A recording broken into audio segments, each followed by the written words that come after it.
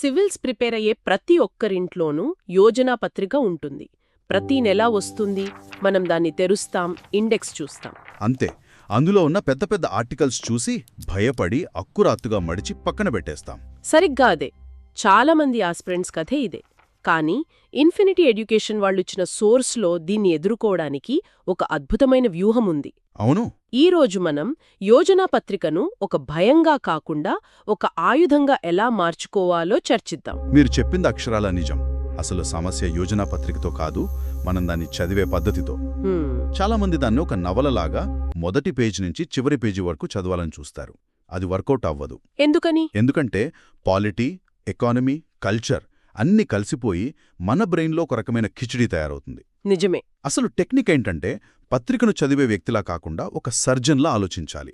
ప్రతి భాగాన్ని విడదీసి మనకు కావాల్సింది మాత్రమే తీసుకోవాలి. ఓకే, సర్జన్లా విడదీయడం అనే ఐడియా చాలా బావుంది.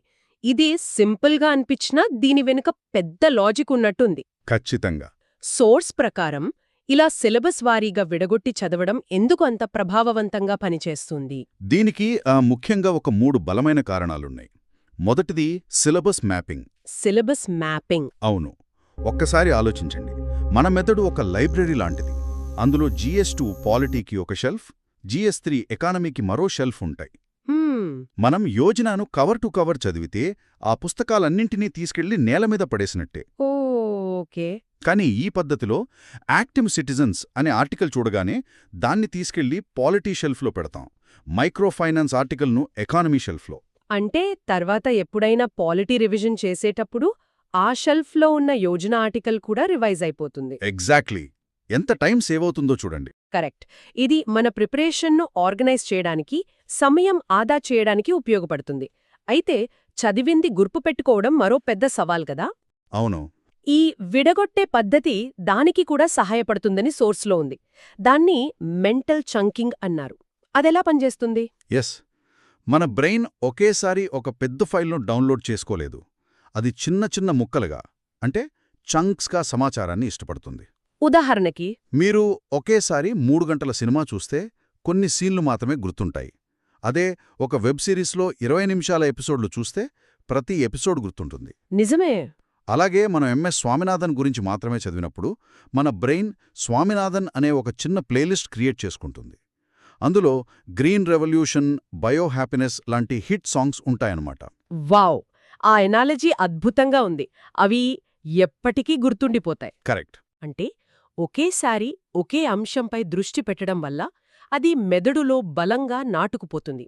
బహుశా ఇదే లోతైన విశ్లేషణకు కూడా దారితీస్తుందేమో. 100కు 100%. మీరు వేదిక్వే ఆర్టికల్ చదువుతున్నప్పుడు మీ మైండ్ సెట్ పూర్తిగా కల్చర్, ఎన్వైరన్మెంట్ జోన్లో ఉంటుంది. డిస్ట్రాక్షన్స్ ఉండవు. అవును. పక్కన ట్యాక్స్ సంస్కరణలు, క్విక్ కామర్స్ లాంటి టాపిక్స్ మిమ్మల్ని డిస్టర్బ్ చేయవు. అప్పుడు మీరు మితాహార, అపరిగ్రహ వంటి పదాల వెనుక ఉన్న ఫిలాసఫీని లోతుగా అర్థం చేసుకోగలరు.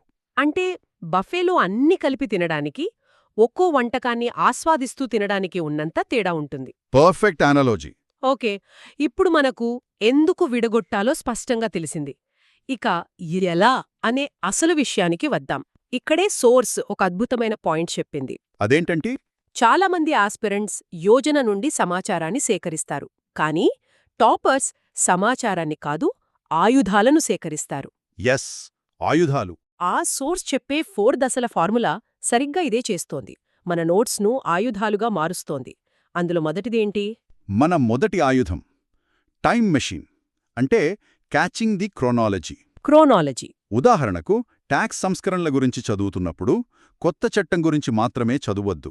కథను 1961 పాత చట్టంతో మొదలుపెట్టండి. ఓ, దాని హిస్టరీ నుంచి. అవును.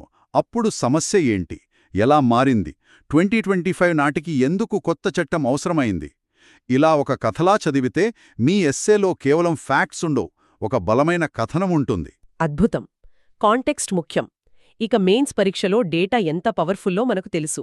రెండో ఆయుధం డేటా వేటా అని సోర్స్ చెప్తోంది. ఇది నిజంగా ట్రెజర్ హంటే. డేటా పాయింట్స్ అనేవి వజ్రాల లాంటివి. క్విక్ కామర్స్ గురించి ఎవరైనా వేగంగా పెరుగుతోంది అని రాస్తారు, చాలా జనరల్గా. కానీ ఒక టాపర్ 2025 నాటికి ఈ మార్కెట్ $7.4 బిలియన్ చేరుకుంటుందని అంచనా అని రాస్తారు. తేడా గమనించారా? అవును. ఒకటి అభిప్రాయం, రెండోది తిరుగులేని నిజం. ఖచ్చితంగా. ఇలాంటి వజ్రాలను వెతికి మీ నోట్స్ అనే ఖజానాలో దాచుకోవాలి. ఫ్యాక్ట్స్, డేటా ఉన్నాయి. కానీ వాటిని ప్రెజెంట్ చేసే విధానం కూడా ముఖ్యమే కదా. ఇక్కడే మూడో ఆయుధం, కీలక పదాల సేకరణ వస్తోందనుకుంటా. కరెక్ట్. ఇవి కేవలం పదాలు కావు. ఇవి bureaucratic power words. Women led development, evergreen revolution, active citizenry లాంటివి. హ్మ్. మీరు ఈ పదాలను వాడినప్పుడు ఎగ్జామినర్కు ఈ అభ్యర్థికి సబ్జెక్టు మాత్రమే కాదు, పరిపాలన భాష కూడా తెలుసు అనే సంకేతం వెళుతుంది. ఇదొక సీక్రెట్ హ్యాండ్షేక్ లాంటిది. స్టోరీ, డేటా, పవర్ వర్డ్స్ అన్నీ ఉన్నాయి. కానీ ఇదంతా థియరీ. దీని ఆచరణలో ఎలా చూపించాలి? అదే బహుశా చివరి ఆయుధం. సరిగ్గా పట్టుకున్నారు. చివరి మరియు అత్యంత ముఖ్యమైనది కేస్ స్టడీస్ మరియు ప్రభుత్వ కార్యక్రమాలు. అంటే ప్రాక్టికల్ ఎగ్జాంపుల్స్. అవును. సుపరిపాలన గురించి థియరీ రాయద్దు. ఆస్పిరేషనల్ డిస్ట్రిక్ట్స్ ప్రోగ్రాం గురించి రాయండి. విద్యారంగ సంస్కరణల గురించి చెప్పాలనుకుంటే అస్మితా ప్రాజెక్ట్ని ఉదాహరణగా చూపండి. అప్పుడు మనం కేవలం పుస్తకాలు చదివే వ్యక్తి కాదని, క్షేత్రస్థాయిలో విషయాలు ఎలా పనిచేస్తాయో తెలిసిన ఒక కాబోయే అధికారి అని నిరూపిస్తుంది. మొత్తం మీద చెప్పాలంటే యోజనను గుడ్డిగా చదవడం ఆపేసి ఒక అనలిస్ట్లా మైనింగ్ చెయ్యాలి. Mining correct word. ముందు ఇండెక్స్ చూసి జీఎస్ పేపర్ల వారీగా ఆర్టికల్స్ని విడగొట్టి ఆ తర్వాత ఈ 4 దశల ఫార్ములాతో ఆయుధాలను సంగ్రహించాలి. క్రోనాలజీ, డేటా, కీవర్డ్స్ మరియు కేస్ స్టడీస్. పర్ఫెక్ట్. ఈ పద్ధతి యోజనను ఒక భారంలా కాకుండా మీ ప్రిపరేషన్లో ఒక విలువైన వనరుగా మారుస్తుంది. ఖచ్చితంగా. ఇక శ్రోతలు ఆలోచించాల్సిన విషయం ఒకటుంది. ఈ సర్జికల్ అప్రోచ్ కేవలం యోజనా పత్రికకే పరిమితమా, లేక చదివే ప్రతి పుస్తకానికి, న్యూస్ పేపర్కు వర్తింపజేయవచ్చా? మంచి ప్రశ్న. చదివే ప్రతి సమాచారాన్ని తమ ఆయుధాగారంలో ఒక ఆయుధంగా ఎలా మార్చుకోగలరు? దీని గురించి ఆలోచించాలి.